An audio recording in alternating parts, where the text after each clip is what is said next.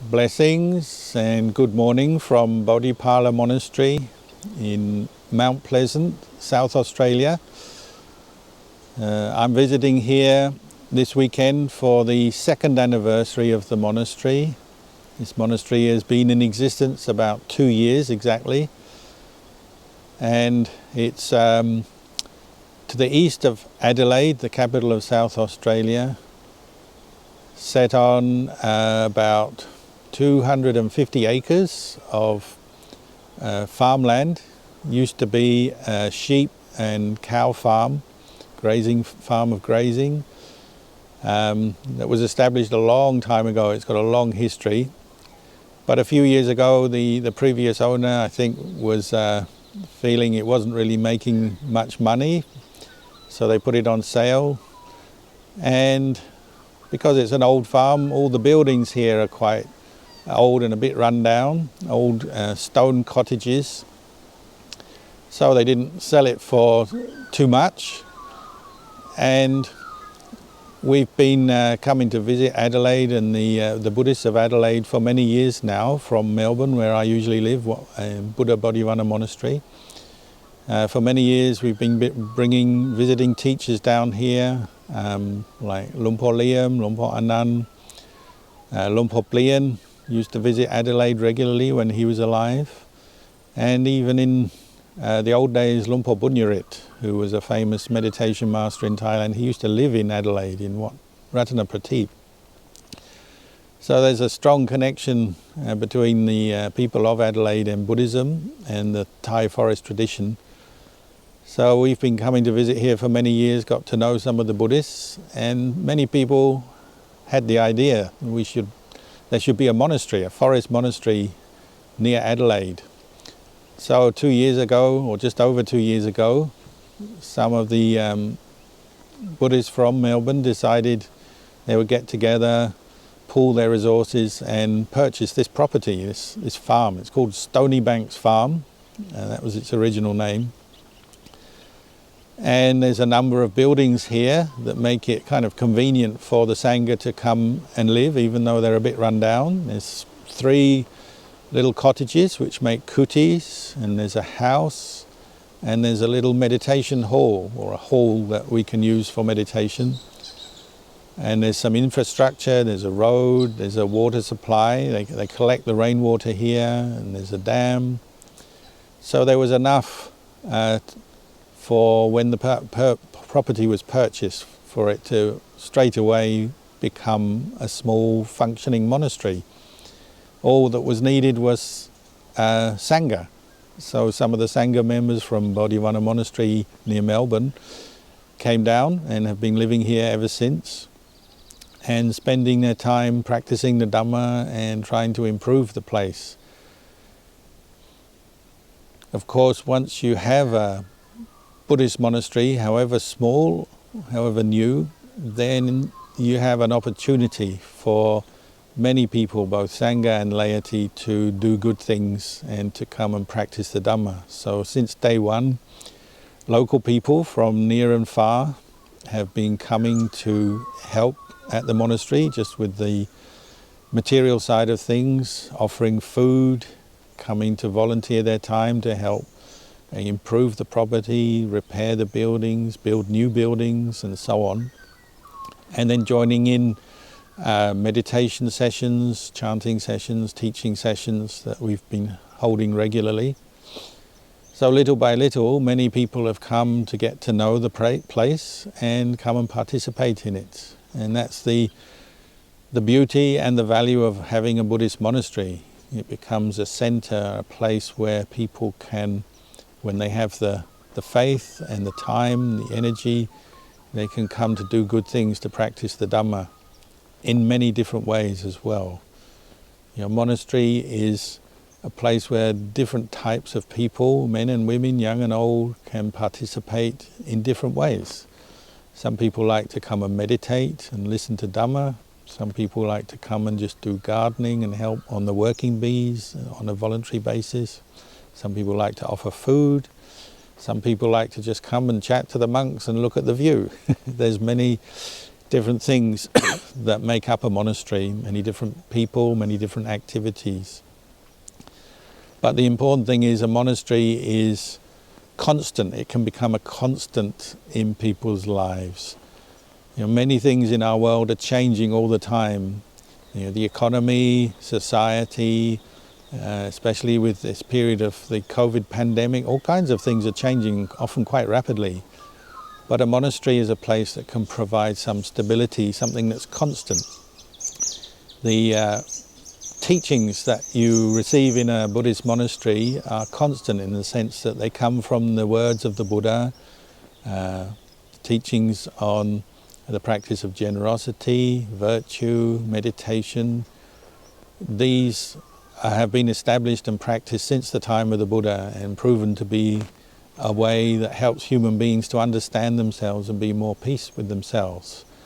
So every time you come to a monastery, you're coming to connect with those teachings, to hear them, to put them into practice, to see the Sangha who live here and practice with them. So at the moment we have Ajahn Yanadipo, Ajahn Sataro and Samanera Nipako living here, providing a good example of practice and leading the Buddhist community here. So every time someone visits a monastery, they're getting re-energized in their own practice. As we all know, it's hard to practice at home. There's so many distractions and many duties and responsibilities we have. Sometimes it's easy to stray from the path of practice. But when you come to a monastery, you get that revitalization, readjustment, putting you back onto the path. You get a chance to hear the Dhamma, contemplate the Dhamma, and do good things in a good atmosphere. Everybody says when they step into Bodhipala Monastery here, they feel peaceful very quickly. We're out of town, in a quiet area in the hills, so the atmosphere is very conducive to both quiet meditation and contemplation. The practice of the resident Sangha and laymen who live here, they're practicing in a virtuous way, living in a way of simplicity, peacefulness. As you can hear, there's birds and animals all around, so even they like monasteries because they're safe. The monastery is a safe, secure place. So a monastery becomes a refuge for many people. There's the physical place, the land, the buildings, but then there's the spiritual part of the monastery, the actual goodness that arises in your heart when you come to visit a monastery, even if it's only for a few hours. It becomes a source of inspiration and a source of strength in the practice of the Buddhist path. And that's probably why over time monasteries tend to grow and have more of a role in people's lives over time, because they see the value of it. And when we first came here 2 years ago, we did know many Buddhists in Adelaide already, but we weren't quite sure how the monastery would progress, how things would go. But very quickly we've seen that there are plenty of good people around with kind hearts and with interest in the Buddhist teachings who have come forward to support the monastery and participate. And that's what monasteries do. They draw out the goodness in the people around. And they're not always Buddhists. And there's many people who come to the monastery to help in different ways and join in, who are not Buddhist by birth and might not even call themselves Buddhist, but they appreciate what's being done here. They appreciate the purity of the Sangha, living very simply in the same way that monks lived in the time of the Buddha. They don't have an income, they don't have any personal wealth, they just have their own faith in the Buddha, Dhamma Sangha, and their practice of the Dhamma Vinaya to rely on. But they draw support from the local community, so people are willing to come and help something that is for everybody. A monastery is a place for everybody, so people like to come and help in different ways. And it draws that out of anyone, even somebody who's just a neighbour or lives down the road might come and appreciate some of the good things that are going on here. And of course it draws people who are Buddhists and know about Buddhism, know about Ajahn Chah and his teachings, sometimes even from overseas. They come to stay here now. Within 2 years, have many visitors coming to stay, coming to visit. And that's the power of the Dhamma. So the monastery is 2 years old. We say, if you compare a monastery to a human being, a 2-year-old person, a little boy, a little girl, they're just learning to walk. They're still falling over. They're still bumping into things because they're new to the world. Monastery is a bit like that. The monks have good eyesight and wisdom, but just the teething problems of building a monastery are there. The bumping into things might be just learning to get the water system going, or the sewage system going, or building some toilets, or making the accommodation livable.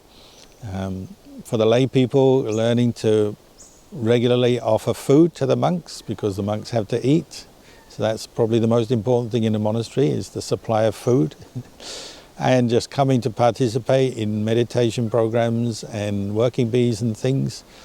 Things go in stops and starts. Sometimes things are going well, sometimes there's difficulties and obstacles, sometimes there's no rain, so they've planted a lot of trees here and the trees won't grow because there's no rain, and then suddenly you get a torrent of rain and the road is flooded out and you get all kinds of other problems.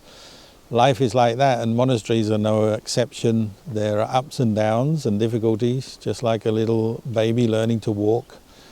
But you could say the monastery is now up and running. It's learnt to walk to some extent.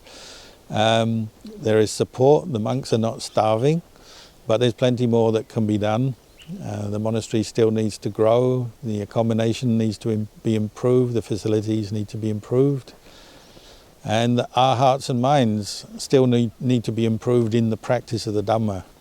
To practice the Dhamma, one needs to be developing many, many qualities on a regular basis. The practice of generosity, practicing sila, being restrained in one's speech, one's actions, not harming other people through one's words and deeds, practicing kindness, compassion, forgiveness, letting go, and then developing the skills of meditation, mindfulness, contemplation, states of samadhi.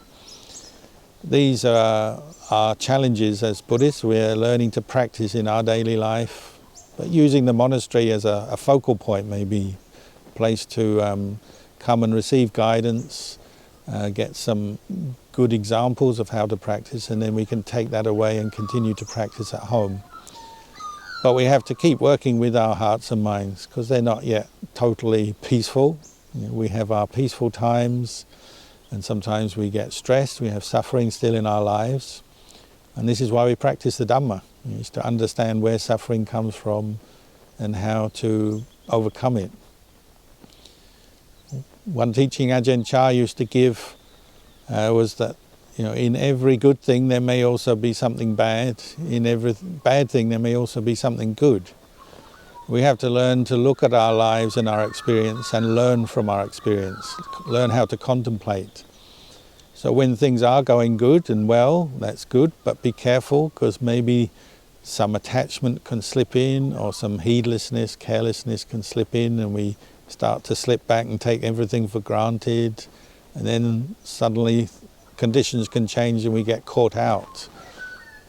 Or sometimes we're facing stress and suffering in our life, and we might first think things are hopeless and too difficult.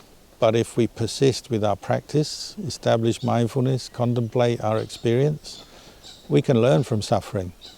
Often suffering is where we grow in our practice. We learn from our mistakes, we become a bit wiser. We learn from painful situations, unpleasant things that happen.